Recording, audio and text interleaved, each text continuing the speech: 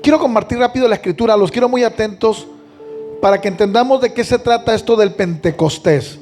¿Qué se trata? La iglesia cristiana evangélica Pentecostés, nosotros somos una iglesia Pentecostés. ¿Qué significa eso? Creemos en el poder del Espíritu Santo. Creemos en las manifestaciones del Espíritu Santo. Creemos en el hablar en otras lenguas. Creemos que Dios todavía hace milagros. Creemos que Dios todavía trae una palabra revelada. Creemos que Dios reviste a su iglesia con una autoridad especial.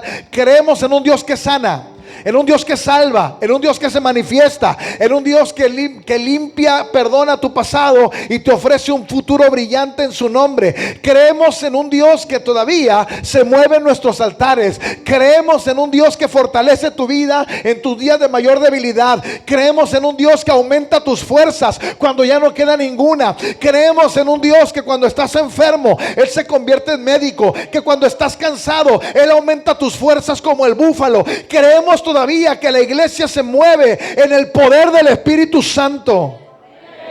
Amén. El Evangelio de Lucas, el mismo autor del Evangelio de Lucas, es el autor del libro de los Hechos. Entonces le voy a contar esta historia que aparece narrada por el mismo autor, pero se la voy a contar en orden. ¿Cómo sucedieron los hechos en orden? Por eso vamos a leer una porción de Lucas y luego vamos a leer una porción de los Hechos para contar la misma historia, pero desde el orden como sucedió cronológicamente. Lucas capítulo 24, versículo 45 al 49. Lucas 24, del 45 al 49. En lo que encuentra en la Biblia, dile a alguien: no me hables si no te duermas. Lucas 24, 45 al 49. ¿No tiene Biblia? Véalo al frente, no hay problema. Lucas 24, 45 al 49 dice la Biblia: entonces les abrió ¿qué? No, fuerte, ¿qué les abrió? Jesús les abrió el entendimiento para que comprendieran las escrituras y les dijo: así está escrito, y así fue necesario que Cristo padeciese y resucitase de los muertos al tercer día, y que predicase en su nombre el arrepentimiento.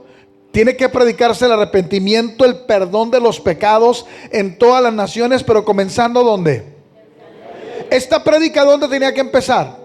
En Jerusalén. Versículo 48. Y vosotros sois testigos de estas cosas. He aquí, yo enviaré la promesa de mi Padre sobre vosotros. ¿Cuál era la promesa del Padre? Diga: el Espíritu Santo. Pero quedaos vosotros en la ciudad de Jerusalén hasta que seáis investidos del poder de lo alto. El Señor estaba preparando a los suyos para un avivamiento. ¿Cuántos anhelan un avivamiento? Ahora, Jesús dijo: va a venir. El Espíritu va a venir, pero antes de que venga, yo necesito que hagan algo. Necesito que sean muy puntuales con lo que voy a hacer, que sean muy puntuales con lo que les voy a ordenar. Quiero que obedezcan. Y ustedes, si obedecen, les voy a enviar la promesa de mi Padre sobre ustedes.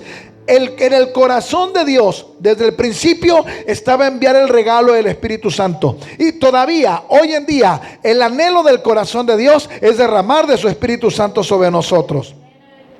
Ahora, ¿cómo funcionaba? ¿Cómo se iba a conseguir esta manifestación del poder de Dios? El Señor dijo, lo primero que hizo con ellos fue, les abrió el entendimiento. ¿Leyó esa porción? Dice, les abrió el entendimiento. ¿Qué es la palabra abrir? En el original griego, la palabra no es dividir, la palabra no es abrir, es la palabra dividir. Lo primero que hizo Jesús es, les dividió la mente, les separó la mente. ¿Qué significa esto? Tú no puedes recibir el poder de Dios si primero no hay una purificación en tu mente y en tus pensamientos. El Señor Jesús es lo que hace en nuestra vida. Cuando tú conoces a Jesús como tu único y suficiente Salvador, tú caminabas por la vida con una idea de cómo era Dios, o de cómo era la vida, o de qué era lo bueno y qué era lo malo. La gente, mientras no conoce a Dios, vas caminando con un concepto o prefabricado o en base a las circunstancias. Pero cuando conoces a Jesús, el Señor toma ese pensamiento pensamiento y te das cuenta que lo que creías que era bueno o lo que creías que era Dios, el concepto es otro. ¿Y qué hace el Señor? Te divide el pensamiento, te filtra el pensamiento y dice: eso no es, no eran tus pensamientos, no se parecen a los míos, ni tus caminos se parecen a los míos. Hay una separación y tu mente se empieza a abrir al propósito y el plan de Dios. ¿Cuántos dicen amén? Ahora, el Señor te tiene que abrir la mente, porque si no, no puedes recibir el poder de Dios. ¿Qué es dividir la mente? Hay gente que dice: pastor, es que yo he hecho tantas cosas tan malas, he hecho tantas cosas tan feas, que en mi cabeza no cabe que Dios me vaya a bendecir. Yo me he equivocado tanto y me he tropezado tanto que en mi cabeza no cabe el hecho de decir: yo no me merezco la bendición. Y entonces Dios, ¿qué tiene que hacer? Tiene que dividir tu mente, tiene que separar tu mente y decir: es que no, esto no es porque tú lo merezcas, esto es por mi gracia. El diablo no te puede decir a la mente que tú no eres merecedor del favor de Dios. El Señor quita tu pensamiento de rechazo, quita tu pensamiento y te dice: yo voy a cumplir mi propósito en ti. Tú tienes que estar esperando la promesa del Padre. Amén. Entonces el Señor lo primero que hace es toca tu mente, sana tu mente, y luego le dice: así está escrito. ¿Qué significa eso? Jesús les dijo: así está en la escritura. Esto es lo que la palabra dice que van ustedes a predicar. Y Jesús escogió una porción, escogió un pasaje que era lo que tenían que predicar. No agarró Génesis 1, no agarró el Salmo 100, no agarró el famoso Salmo 23. El Señor dijo: su mente tiene que estar entendiendo esto, y esto es lo que van a predicar. ¿Qué es lo que van a predicar? Y le suelta el versículo 46. Le dice: tienen que predicar que Cristo murió en la cruz del Calvario y que al tercer día resucitó. Y que cuando uno conoce a Jesús, viene algo llamado perdón de tus faltas y de tu pecado. Tienen que ir a predicarle a la gente que en Cristo hay una nueva mentalidad, y que en Cristo ya no hay una nueva oportunidad, y que en Cristo hay libertad de toda condenación. Y este mensaje tiene que ser predicado en todas las naciones, pero van a empezar en Jerusalén. Así dice la porción. Ahora, dice la Biblia en Hechos 1:8: recibiréis poder cuando haya venido sobre vosotros, y me seréis testigos en Jerusalén, Judea, Samaria y hasta lo último de la tierra. Tenían que empezar ¿en dónde? En Jerusalén. Ahora, esta palabra usted la ha leído 1000 veces. 1000 veces ha escuchado usted que se tenía que empezar a predicar en Jerusalén. Y es tremendo que el Señor decía: yo tengo que sufrir, yo tuve que padecer, yo tuve que ir a la cruz, pero tienen que empezar a predicar en Jerusalén. Y en Jerusalén tienen que enseñarle a la gente que sus pecados van a ser perdonados. Ahora, ¿por qué el Señor les tenía que abrir la mente antes de la venida del Espíritu Santo? Présteme toda su atención aquí, présteme toda su atención. El Señor le dijo: prediquen salvación y perdón en Jerusalén. Y para que los discípulos predicaran en Jerusalén, la mente se les tenía que abrir, porque los discípulos, al decirles: predica ahí, ¿qué era lo primero que iban a decir los discípulos? No, hombre, Señor, si de allá venimos huyendo. Señor, no sé si te acuerdas, ¿no? A lo mejor el tema de la tumba, no sé cómo saliste, tal vez se te olvidó, pero ahí te acaban de crucificar. En Jerusalén te dieron 40 azotes menos uno. Es más, Señor, en Jerusalén la gente no te quiere. ¿Cómo nos mandas a hablarle a la gente que no hace unos años, hace apenas unos días, te acaban de condenar a muerte? ¿Por qué nos estás mandando con ellos? Esto no se puede. El Señor sabía que los estaba mandando a una tierra bien difícil. El Señor los mandaba a convencer a una sociedad que estaba totalmente en contra de Jesús. Y el Señor le dice: van a ir, pero no los voy a mandar como si nada. Antes de ir a predicarle, van a tomar la promesa del Padre. Y una vez que estén llenos del Espíritu Santo, su palabra va a golpear el corazón no solo de Jerusalén. Su palabra va a pegar en Jerusalén, Judea, Samaria y hasta lo último de la tierra. Vivimos en un mundo que está en contra de Jesús. Vivimos en una sociedad que todo lo que huele a Dios trata de sepultarlo y trata de acabarlo. Y yo no los puedo convencer con una palabra humana. El único que que puede convencer es el poder del Espíritu Santo diciéndole a la gente: Dios te ama, y la gente va a sentir el abrazo de Dios. Mire, le cuento tantito un testimonio que yo escuché esta semana y me causó mucho impacto. Ahora que se vino todo el revuelo de la batalla en Medio Oriente, todos los misiles que sobrevolaban en Jerusalén, bueno, Jerusalén no, Jerusalén cayó 1 o 2 por ahí, más bien hacia el sur de Israel, cerca de la Franja de Gaza. En medio de la batalla hubo 1000 personas que comentaron lo que estaba pasando en Medio Oriente. Y hay un hombre que es judío, pastor cristiano, y esto es muy raro, porque en el pueblo judío hay muy poco cristianismo. Es el 0.0 y algo %. Pero que dentro del judaísmo haya un pastor cristiano, eso es todavía mucho más raro.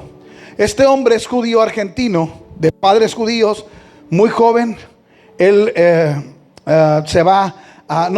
muy joven. Él siempre fue criado desde joven, por la religión judía. Y él cuenta en su testimonio: para el pueblo judío, escuchar acerca de Jesús está prohibido. Es un nombre dentro de la religión judía que no se puede oír, no se debe mencionar. ¿Por qué? Porque es ir en contra de sus convicciones. Entonces el nombre de Yeshua, el nombre de Jesús, no se menciona para nada. Nosotros no mencionamos a Jesús. Y a mí nunca nadie me predicó de Jesús, dice este hombre. Yo crezco como judío, a mí nadie me habla de Jesús, nadie me predica, nadie me enseña. Pero un día dice: ¿cómo llegué a conocer a Cristo? Yo venía manejando el auto y de la nada, dijo, de la nada, yo no sé por qué, se me vino a la mente el nombre Yeshua. Cuando en mi mente aparece el nombre de Jesús, yo digo: ah, caray, ¿qué pasó? Yo no me relaciono con ningún cristiano, mi vida es la religión judía, y eso me causa un impacto. Sigo manejando y vuelve a mi mente y a mi corazón Yeshua, y yo me estremezco. Y una tercera vez Yeshua. Cuando escucho la tercera vez en mi corazón el nombre de Jesús, paro el auto y empiezo a llorar como un niño. Y empiezo mi corazón a estremecerse y no podía parar. Dice: cuando llego a la casa de mis padres, yo estaba en shock y yo no quería decir lo que me estaba pasando, porque no quería ser juzgado ni tratado como loco, pero estaba en shock. Cuando él entra, los papás lo notan muy raro y le preguntan: ¿qué tienes? ¿Qué te pasó? Y dice él: ¿saben qué? Le voy a decir la verdad. Yo venía manejando en el carro y no sé por qué se me vino el nombre de Jesús a la mente. Y luego una segunda vez y una tercera vez, y empecé a llorar y siento algo que no puedo apagar. Y los papás se le quedan viendo, dice él. Y cuando los papás lo ven, se sorprenden, abren los ojos y le dicen: mira, no te queríamos contar nada, pero hace una semana reconocimos a Jesús como Mesías. Al momento, una persona que no estaba hecha, ni dispuesta, ni abierta a conocer de Jesús, una vez que el Espíritu Santo tiene un trato contigo, no importa más allá de lo que tú le puedas decir a alguien o no, es el poder de Dios el que la gente no se puede escapar. Aleluya.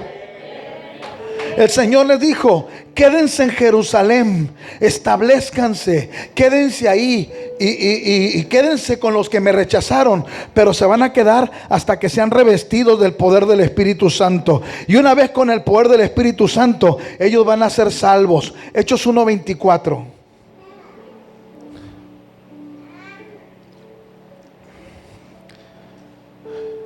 Y orando dijeron: tú, Señor, que conoce los corazones de todos, muestra cuál de estos dos has escogido. El Señor que conoce, ¿qué? Diga conmigo: Dios conoce los corazones. Mire, Jesús los conocía bien. Jesús trató a los discípulos 3 años y medio.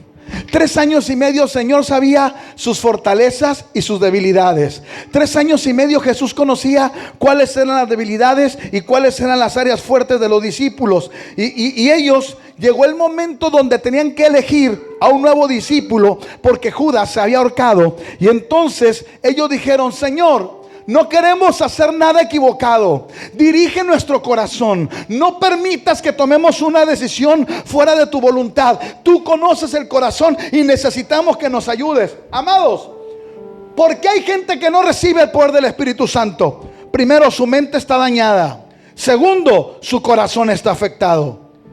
Estos hombres dijeron: tú conoces nuestro corazón. Hay gente que va de congreso en congreso, de evento en evento. Oye un predicador y oye otro predicador y creen que esa es la clave. No, la clave no está en cuántos congresos vayas. La clave no está en cuántos sermones tú oigas. La clave está en que tienes que sanar tu corazón. Si tu corazón no está sano, no podrá operar ahí el Espíritu Santo. Así de sencillo. Los discípulos decían: Señor, tú conoces nuestro corazón. Ahora, hay gente que llega a un evento, a un tiempo como este, donde hablamos del Pentecostés y que Dios va a derramarse. Y hay gente que tiene el corazón tan dañado que dicen: pastor, no me hables de que Dios va a tratar conmigo y que su Espíritu se va a derramar. No sabes el vacío que hay en mi corazón. No sabes cuánto rencor o cuánto coraje o cuántas cosas traigo en mi corazón. ¿Sabes una cosa? Los discípulos no estaban en su mejor momento tampoco. No tenían en su mejor momento los discípulos para recibir el Espíritu Santo. Mire, la fama de ellos era la peor en toda la ciudad. ¿Sabe qué estaban diciendo de los 12? Estos que eran discípulos de Jesús son cobardes. En la primera que su maestro tuvo problemas, ¿quién se quedó con él? Todos huyeron. ¿Cómo cree que iban a presentar ahora a Jesús? Ah, tú eres de los que salió corriendo. A mí, ¿qué me hablas? Si no fuiste leal al que te sostuvo 3 años, menos me vas a ser leal a mí que ni me conoces. La gente en Jerusalén decía: son falsos, son traidores, son cobardes. Es más, están tan endemoniados que hasta uno vendió a su maestro y se fue y se ahorcó. Vea la fama que tenía esta gente. ¿Usted cree que los discípulos estaban en el mejor momento para recibir nada? Y esa era la condición de la futura iglesia antes de ser llena con el Espíritu Santo. Una gente que tenía que tener una mente renovada y tenía que tener un corazón que debía pasar por un proceso de sanidad, porque había conflictos, había miedos, había gente que no daban 5 centavos por ellos. Sin embargo, se juntaron a orar, y cuando se juntaron dijeron: Señor, muéstranos, estamos desanimados, la gente no habla bien de nosotros, pero si tú dijiste que tenías un plan, Señor, vamos a esperar tu promesa. Ven, Espíritu Santo. El Espíritu Santo no cae sobre los mejores, se derrama sobre aquellos que Dios pone su mirada. Y tú tienes que creer que si estás aquí hoy, Dios tiene un plan contigo. Aleluya. Dile a tu vecino: Dios tiene un plan contigo. Hechos 1:26. Hechos 1:26. Y echaron suertes. ¿Y sobre quién cayó la suerte? Sobre un hombre llamado Matías. ¿Y fue contado? Ok. Judas se ahorcó. Había que buscar un nuevo discípulo y encontraban a Matías. ¿Quién se acuerda qué hizo Matías? Diga conmigo: no hizo nada. Pablo, un montón de cartas. Pedro predica y deja cartas. Todo el mundo hizo tremendas cosas. ¿Y Matías? Esta es la primera y única vez que aparece Matías. Dice: lo eligen con los 12. Matías es el apóstol anónimo. Nunca volvemos a saber de Matías. Pobrecito, le cayó la suerte y nunca más apareció. Es el rey del volado.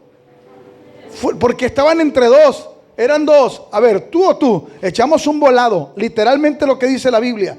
Se echan la suerte. Ay, pues te tocó. Y de ahí en fuera, ¿qué hizo? Nada que sepamos relevante. Pero ¿por qué el Señor les permite que Matías se quede? Porque Matías significa regalo de Dios. Cuando ellos estaban en su peor momento, el Señor les acerca a un hombre que se llama regalo de Dios. ¿Qué les había dicho Jesús? Tengan paciencia, porque van a ver el regalo del Padre. Van a ver la promesa del Padre.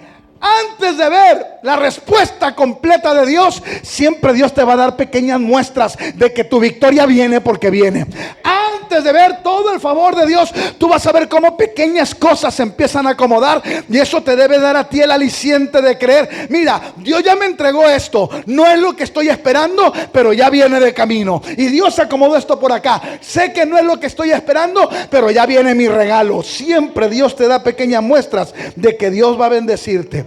Hechos capítulo 2 versículo 1. Aquí empieza el sermón. Tranquilos, he determinado a predicar 3 horas esta mañana. Tenga paciencia. Qué falso se oyó ese, gloria a Dios. Se oyó sin fuerza, se oyó sin ánimo, se oyó con hambre, hermano. Pastor, ya es casi la 1. Hechos 2:1. Dice la Biblia, todos fuerte, todos leemos: cuando llegó el día ¿estaban todos? ¿Cómo estaban todos? Ok, diga, estaban unánimes. Fuerte, unánimes. ¿Sabe? La palabra unánimes, yo lo expliqué alguna vez. La palabra unánimes es de donde sacamos usted y yo la palabra termo. Unánimes viene de la palabra griega, de donde sacamos la palabra termo. ¿Para qué sirve el termo? En un termo tú metes algo caliente y es para que se conserve a esa misma temperatura. Para eso sirve el termo. Es algo que tú metes en un recipiente, lo metes caliente para que se conserve así. Eso es la palabra que aparece ahí. Dice la Biblia, estaban todos metidos, unánimes, todos adentro del termo. ¿Qué significa eso? Antes de que el Espíritu Santo se derrame, todos tienen que estar al mismo nivel espiritual, al mismo fuego, en el mismo anhelo, en la misma pasión, en la misma intensidad, todos a la misma temperatura espiritual. Si Dios se va a derramar con los que estén metidos al mismo termo. Se va a meter con aquellos que dicen: yo anhelo, yo necesito, yo tengo ganas del Espíritu Santo. Dile a alguien: métete al termo. Dile a alguien: métete al termo. Esto es con el que quiere estar adentro. Por eso, en un culto hay gente que está derramada, gozosa, derramando lágrimas, y hay otro que está... Cada quien elige si se mete al termo o si se mete al refri. Tú determinas a dónde estar esta mañana. Amén. No podían perder su pasión. El termo en ese momento era el aposento alto. El aposento alto no era más que una casita de 2 pisos. Literalmente era una casa de 2 pisos en la que ellos estaban. Y aquí estamos 120, decían, orando y esperando del Señor, unánimes, con pasión, con calor, con fuego de la presencia. Dios metió a los suyos al termo. Nuestro termo esta mañana se llama cielos abiertos. Y Dios nos trajo para que estemos aquí esta mañana a recordar que el Espíritu Santo sigue haciendo lo mismo. Y si estamos con la misma pasión, con el mismo deseo, Dios obrará maravillas. Aleluya. La palabra termo aparece varias veces en el Nuevo Testamento. Hechos 1:14. Esta palabra unánimes.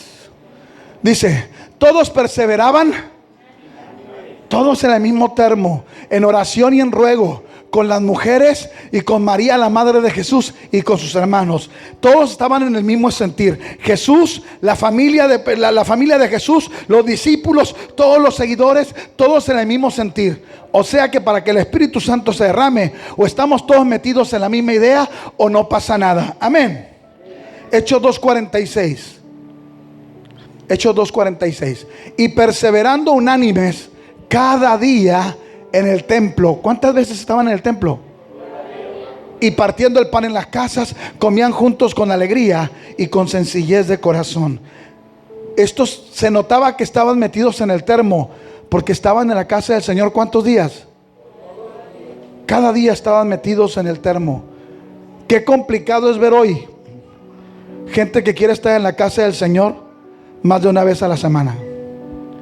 Es bien complicado ver hoy gente que diga: yo quiero ir a hacer un esfuerzo para estar una vez a la semana extra o 2 veces. Siempre ponemos excusas de mil razones. La razón es muy sencilla para no estar más frecuentemente en la casa del Señor. Simplemente porque no estamos metidos en el mismo termo. Esta gente estaba en el mismo termo, estaba al mismo nivel, y decían: Todos los días anhelo estar en su casa. ¿Cuál era la razón? Querían más y más del Espíritu Santo. Mire, hay personas que aman al Señor, que caminan kilómetros para poder llegar a la iglesia. Nosotros estamos relativamente fácil. A algunos lo más difícil que le toca es caminar de Waldos para acá. Es lo más complicado que le llega a tocar a algunos. No digo que esté fácil. No digo que esté fácil. Uno que hace ejercicio como quiera. Pero yo digo por ustedes. No está fácil. Subir las escaleras no está fácil. Se complica. Pero hay gente que camina kilómetros para llegar a un culto. Hay lugares donde para conseguir una Biblia tiene que haber entrado alguien prácticamente de contrabando, que si los encuentran, hay zonas comunistas donde si te encuentran metiendo una Biblia, tendrías una condena tal como si traficaras con alguna especie de droga. Hay lugares donde tienen que compartirse una hoja de la Biblia, no una Biblia, una hoja para poder leer, porque no hay acceso a una sola Biblia completa. Y nosotros que tenemos la posibilidad, cuando no estamos en el termo, se nos hace tan fácil relegar. Ahí viene el tiempo de lluvias. Ya viene el tiempo, ya en cualquier rato empieza a llover. Gloria a Dios porque llueve. Cada año, no va a faltar. Si un domingo en la mañana empieza a llover, más de una llamada, alguien me va a hacer un domingo: pastor, va a haber culto. Porque empezó a chispitear. Y yo digo: respira. Sí. Todo lo que respire.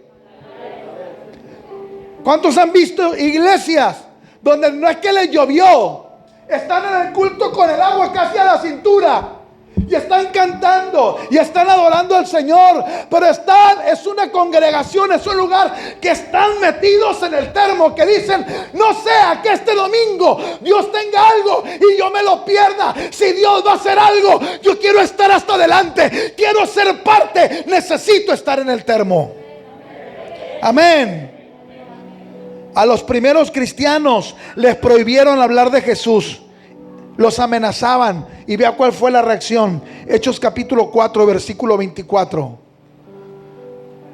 Y ellos, habiendo oído, alzaron, ¿cómo? Unánimes la voz y dijeron: soberano Señor, tú eres el Dios que hiciste el cielo, la tierra, el mar y todo lo que en ellos hay. Cuando el mundo trató de callar a la iglesia primitiva, ellos dijeron: Señor, tú eres el que tiene control, tú eres Dios, tú eres soberano, tú eres el que hizo todas las cosas y no nos vamos a detener. ¿Quién podía hacer eso? Una iglesia que estaba metida en el termo. Estamos tan atemorizados hoy en día que si alguien publica algo en contra de los principios bíblicos, ni siquiera te animas a contradecir esa idea por miedo a que te caigan 30 gentes criticándote en Facebook. Si no te animas a levantar la voz en una red social, menos te hubieras atrevido a levantar la voz sabiendo que podían convertirte en una antorcha ardiendo en el Coliseo Romano. A ese nivel estamos. En un momento tan crucial donde la iglesia tiene que estar tan metida con Dios que diga: mira Señor, digan lo que digan, tú sigues siendo el Dios del cielo, de la tierra y de todo lugar, y en un mismo espíritu vamos a levantar la voz. ¿Cuántos dicen amén? Hechos capítulo 5 versículo 12.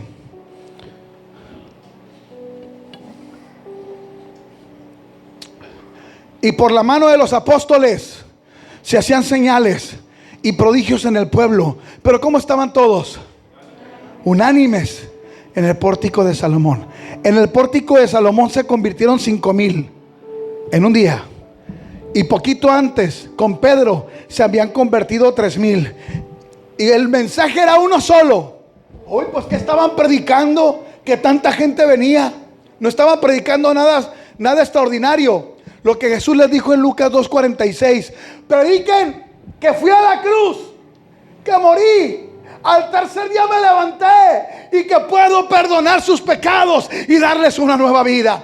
¿Y por qué tanta gente venía? Porque todos estaban unánimes, todos estaban en el termo, y de tal manera estaba la unidad que había milagros, había señales y había prodigios. ¿Cuántos anhelan eso?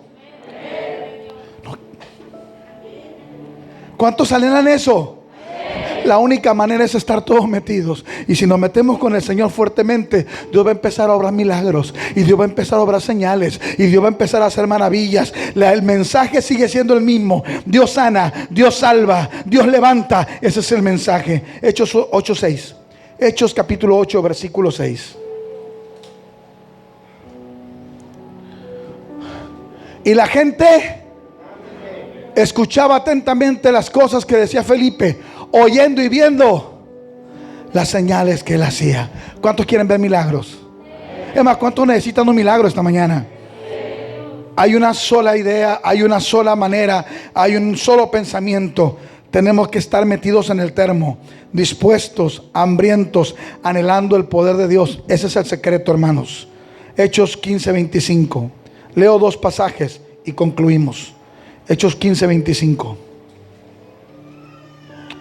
Nos ha parecido bien, habiendo llegado a un acuerdo, elegir varones y enviarlos vosotros con vuestros amados Bernabé y Pablo. ¿Qué hacía cuando estaba el Espíritu Santo en la iglesia? El Espíritu Santo estaba en la iglesia y decía: hey, apártenme a Pablo, lo ocupo para el servicio. Apártenme a Bernabé, lo ocupo para el servicio. ¿Sabe qué es lo primero que hace el Espíritu Santo cuando en una iglesia Él es Señor? Cuando una iglesia Él es Señor, la iglesia se levanta toda. Porque de pronto el Espíritu dice: tú te levantas, tú vas a hacer aquello, tú vas a empezar a servir. Una iglesia que está trabajando y que está activa es el producto de una iglesia que se metió con el Espíritu Santo. Cuando el Espíritu Santo se mete contigo, no hay manera de que te quedes en una silla. Hay un fuego que te despierta, te procesa tu mente, sana tu corazón y puedes servir dándole a Él toda la gloria. Si el Espíritu Santo se mueve, esta iglesia se levanta porque se levanta. ¿Cuántos dicen amén a eso? Amén, alabe a Dios. Diga conmigo: esto es un termo.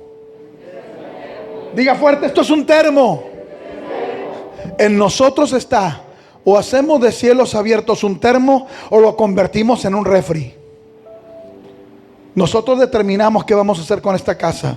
O lo hacemos un refrigerador, o lo hacemos un termo donde estamos al mismo nivel, avivando, levantando el fuego del Espíritu Santo. Pastor, es que no estoy en mi mejor momento. Los discípulos tampoco. Y les vino la promesa del Padre. Pastor, es que tengo tantas ideas en mi cabeza. Por eso Jesús dijo: te voy a abrir la mente y voy a dividir lo que no sirve. Pastor, es que mi corazón está dañado. Yo no digo que no está dañado tu corazón. Y no digo ni siquiera si tienes o no tienes razón. Tal vez tienes todos los argumentos para estar dañado en tu corazón.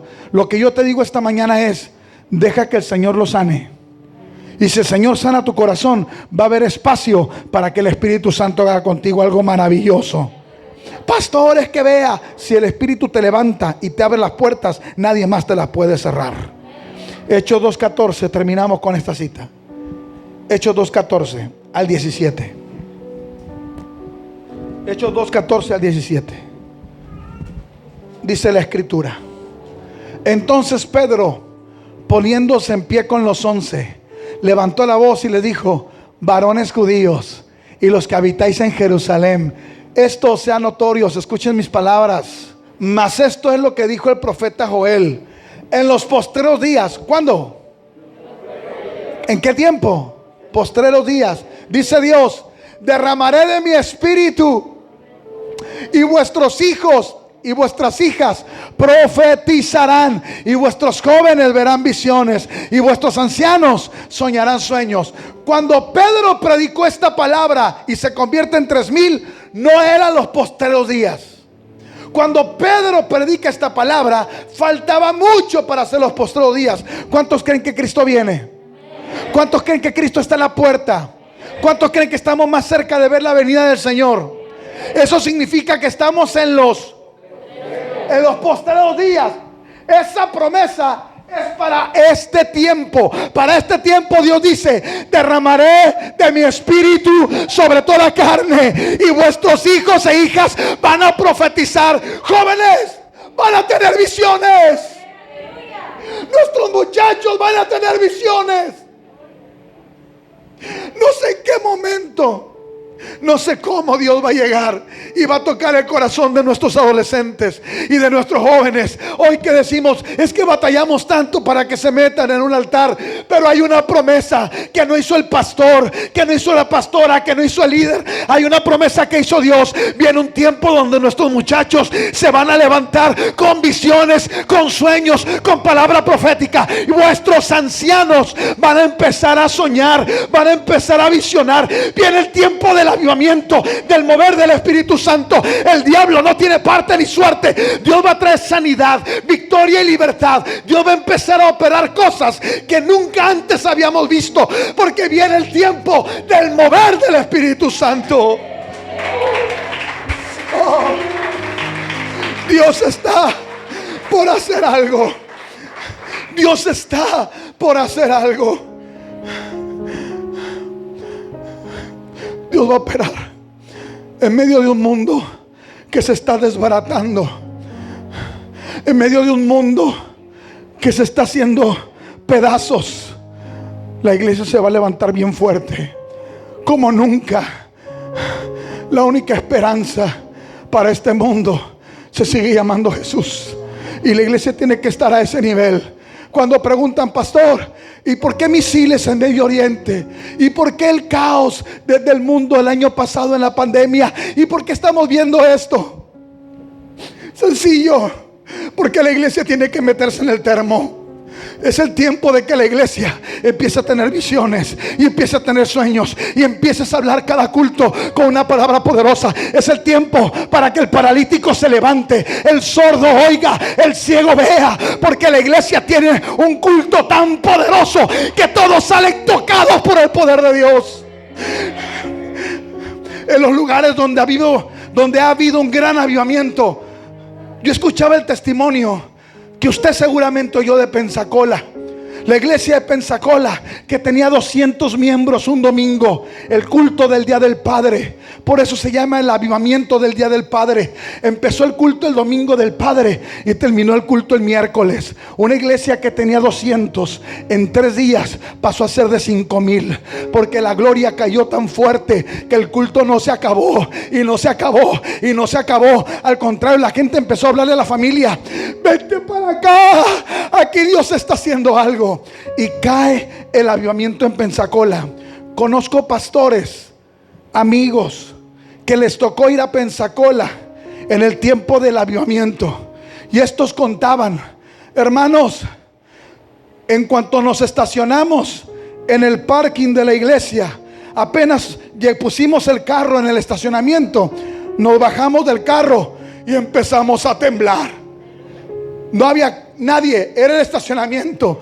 Y dicen, empezamos a temblar. Llegamos, era en la mañana, querían conocer la iglesia en la mañana, ellos estaban ocupados en la tarde. Entramos al culto, la iglesia estaba abierta todos los días solo para orar. El que quisiera llegar a orar, dicen ellos, entramos al templo, pisamos el altar y caímos los 3 postrados. De pronto alguien los tocó y le dijo: hermanos, disculpen, vamos a cerrar el templo ya. ¿Cómo que van a cerrar? Es que ya son las 8 de la noche. Ellos habían llegado a las 9 de la mañana y no se habían dado cuenta de lo que Dios había hecho. Porque una vez que tú te metes en la presencia del Señor, cosas extraordinarias pasan. Te desconectas de la tierra, porque el cielo, la tierra empiezan a unirse. Tu espíritu se conecta con el Espíritu de Dios, y en ese tiempo de intimidad hay sanidad, hay liberación, hay transformación, hay esperanza, hay paz. Todo lo que necesitas está en su presencia. ¿Sabe por qué esto se llama altar? Porque esto te lleva al lugar alto, te eleva tu espíritu, te conecta con Dios. Por eso lo que tenemos son altares, porque esto te lleva delante del Señor. Jóvenes, viene su tiempo de tener sueños, viene tu tiempo de tener visiones. Jóvenes, viene su tiempo de tener ese impacto con Dios. A nuestros ancianos, viene el tiempo de tener visiones y sueños también.